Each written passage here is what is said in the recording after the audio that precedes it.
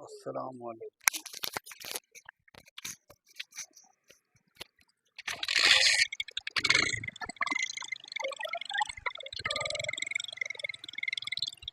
السلام علیکم۔ امیر خان آپ سے مخاطب ہوں۔ کیا حال ہے؟ طبیعت صحت؟ اچھا، تو آج ہم بات کر رہے تھے،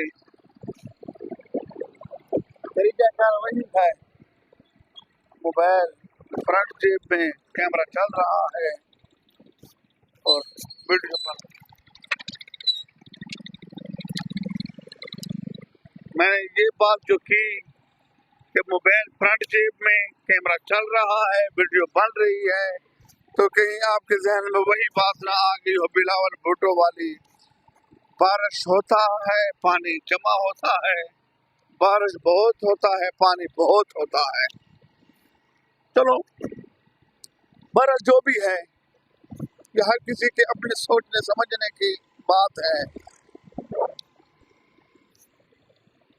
کئی لوگ کہتے ہیں کہ منصور علی خان جو صحابی ہیں وہ ایک غیر جانبدار ہیں، لیکن میں اس کو بہت باریک بینی سے جب میں اس کا جائزہ لیتا ہوں تو میں کہتا ہوں کہ نہیں، وہ بس ایک ٹچ ضرور لگا دیتے ہیں غیر جانبداری کا، لیکن نہیں، ان کی باتوں سے صاف اندازہ لگتا ہے کہ 98% وہ عمران خان کے خلاف ہیں، پی ٹی آئی کے خلاف ہیں، 2% نون لیگ یا پی پی وغیرہ کے خلاف بات کر لی اپنا نام لکھوانے کے لیے کہ نہیں جی میں تو ایک غیر جانبدار صحافی ہوں۔ اب بھلا دیکھنے والے سننے والے سوشل میڈیا پہ جو لوگ ہر وقت بیٹھے رہتے ہیں، کیا وہ بچے ہیں؟ کیا وہ نہیں سمجھتے؟ وہ نہیں سمجھتے کہ جن کو تو لونڈا لپاڑا کہتا ہے، لونڈا لپاڑا وہ نہیں، لونڈا لپاڑا تو خود ہے، کیونکہ پی ٹی آئی کو پسند کرنے والے اکثریت عوام وہ لوگ ہیں جو پسند کرتی ہے دلیل کو، ثبوت کو۔ اس کی سب سے بڑی مثال آپ یہ دیکھ لیں، شیر افضل مروت، اس کے اوپر لوگ اعتراض کر رہے ہیں، لیکن اس کے اوپر اعتراض کرنے والے دو لوگ ہیں، یعنی کہ دو قسم کے لوگ ہیں کہ اس کو یہ نہیں کہنا چاہیے۔ بھائی شیر افضل مروت کو یہ کیوں نہیں کہنا چاہیے؟ عمران خان جو سیاست میں جو اصل بات لے کے آئے ہیں وہ تو ہے ہی یہی کہ سیاست سچ پہ ہونی چاہیے، سچی بات کرنی چاہیے۔ جھوٹ کا زمانہ جا چکا ہے، جو جھوٹے لوگ ہم پہ مسلط ہیں، جو جھوٹے ہم پہ حکمرانی کر رہے ہیں، ان کی عزت تو ہے ہی نہیں، ان کو تو کوئی عزت کی نگاہ سے دیکھتا ہی نہیں۔ ان کے چہرے جب ٹی وی پہ آتے ہیں تو ہر کوئی بے مزہ بدمزہ ہو جاتا ہے۔ انشاءاللہ پاکستان نے ترقی کرنی ہے، انشاءاللہ پاکستان نے بہت آگے جانا ہے۔ مجھے دنیا کا کوئی ایسا انسان بتائیں جو جھوٹ کے اوپر آگے گیا ہو۔ ہمیشہ سچائی کے اوپر ہی کامیابی کی منازل طے کی جاتی ہیں، جھوٹ کے دن کم ہوتے ہیں۔ جھوٹ یا کرپٹ لوگ 200 سال تو نہیں جی سکتے، 300 سال تو نہیں جی سکتے۔ 60 سال میں جب انسان ریٹائر ہوتا ہے تو وہ اتنی تیزی کے ساتھ موت کے قریب جاتا ہے کہ جس کا اندازہ نہیں لگایا جا سکتا۔ یعنی کہ صبح جاگے تھے، दिन को काम किया फिर शाम हुई, यूं ही जिंदगी तमाम हुई। ये वही बात है, ये छोटी सी जिंदगी है। या तो करप्शन करने वाले यही सोचते हैं कि नहीं, या हमने मरना नहीं, या नऊज़ बिल्लाह किसी को हिसाब नहीं देना। हिसाब तो देना है। इंसान की जो तख्लीक की गई है, इंसान को जो अशरफुल मखलूकात बनाया गया है,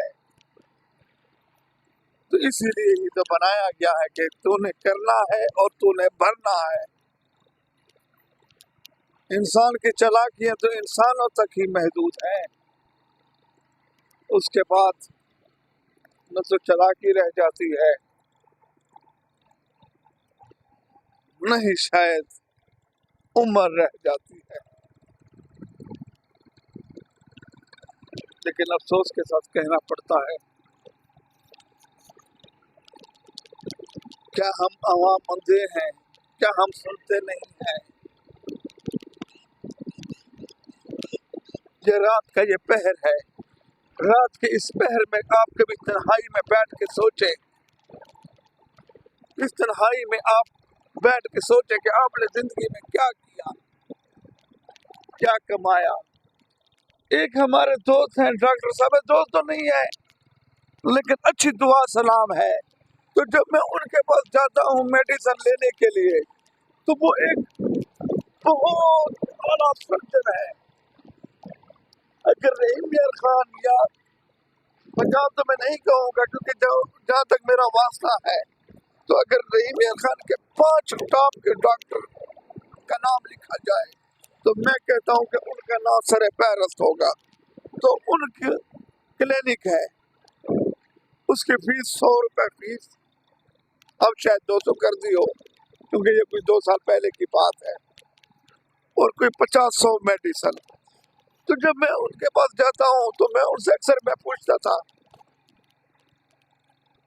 कि आपकी इतनी कम फीस, लोग तो 1500, 2-2 हजार फीसें लेते हैं जो कंसल्टेंट हैं सिर्फ मशवरा देने के, हाँ तो मेडिसिन समेत। तो उनकी बात ने मुझे हैरान कर दिया। वो कहने लगे कि जो 100 रुपए मेरी फीस है, ये जो पंखे चल रहे हैं, जो ये मुलाजमीन हैं, ये तो उनकी सैलरी है क्योंकि इनके घर का सर्कल चलता है। और जो 100 रुपए की मैं मेडिसिन देता हूँ, जिन लोगों को 102, 104 का बुखार होता है, तो इस मेडिसिन के पैसे आ जाते हैं, कुछ मेरे घर का भी सर्कल चल जाता है। तो मैंने कहा कि क्या आपको पैसा कमाने का शौक नहीं है? जिस तरह न्यूरोलॉजी वाले हैं या बाकी डॉक्टर हजरात हैं, दिन रात पैसों की मशीन बनी हुई है, जो अपने जिंदगी का कीमती वक्त लोगों की खिदमत पे कम, पैसा बनाने पे ज्यादा लगा रहे हैं। तो अब ऐसा क्यों नहीं करते? क्यों आपकी ये सोच नहीं है? तो उसकी डॉक्टर साहब की बात ने मुझे हैरान कर दिया, हैरान और परेशान। परेशान तो मैं कम हुआ, हैरान में ज्यादा हुआ। डॉक्टर साहब ने कहा कि कब्र में जो सवालात पूछे जाएंगे वो तो पूछे जाएंगे, वो तो हर किसी को पता है, लेकिन मेरे दिल में यही है, ये शायद मैंने कहीं पढ़ा है कि क़यामत वाले दिन हिसाब किताब में यही तो पूछा जाएगा, तूने कमाया कैसे और तूने लगाया कैसे। तो जब ये 2 लफ्ज मेरे सामने आते हैं तो मेरा दिल नहीं मानता कि मैं इन गरीब अवाम से ऐसा पैसा लूं, जिनके घर में जब बच्चा बीमार होता है या जिसको बुखार होता है तो उस बेचारे को कितनी परेशानियां घेर लेती है। वो ये सोचने लग जाता है कि घर का घी खत्म है, आटा खत्म है, ऊपर से ये बच्चा बीमार है, बच्चे को लेके जाते हैं या वालदा को या किसी भी घर के मरीज को, तो आटा और घी और सब्जी नहीं आती। अगर आटा घी सब्जी लेते हैं तो ये बच्चे का मर्ज पड़ता है।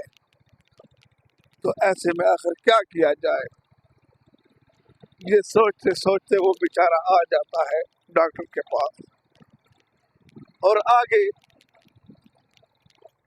डॉक्टर की मर्जी। डॉक्टर ने तो जो लिख दिया मरीज ने तो वही लेना, जो डॉक्टर ने कह दिया वो मान लिया। न तो डॉक्टर के साथ कोई रेट तय करता है और न करना भी नहीं चाहिए।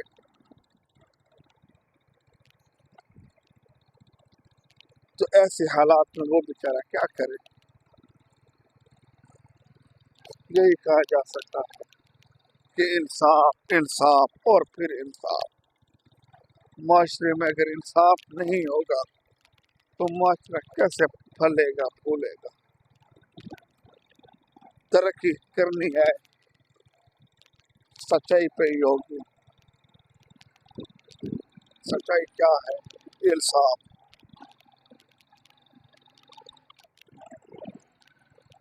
जब हम ये लफ्ज बोलते हैं कि हमें सच बोलना चाहिए, तो इसमें सब चीजें आ जाती हैं। सच का मतलब क्या है कि हमें सच्चे का साथ देना चाहिए, झूठे को राह रास्त पर लाना चाहिए।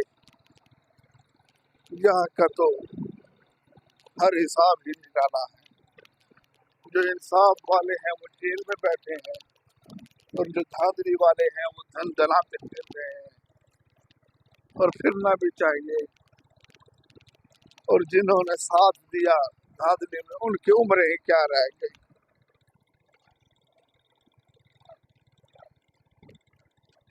जब आप लोगों ने बिकना था या आप लोगों ने डरना था, तो फिर ये काम करना ही नहीं था, नौकरी करनी ही नहीं थी। मेरे ख्याल में आज के लिए इतना ही बहुत है। सिलसिला तो इंशाल्लाह अब चलता ही रहेगा। सिलसिला तो अब इंशाल्लाह नहीं रुकेगा। Thank you.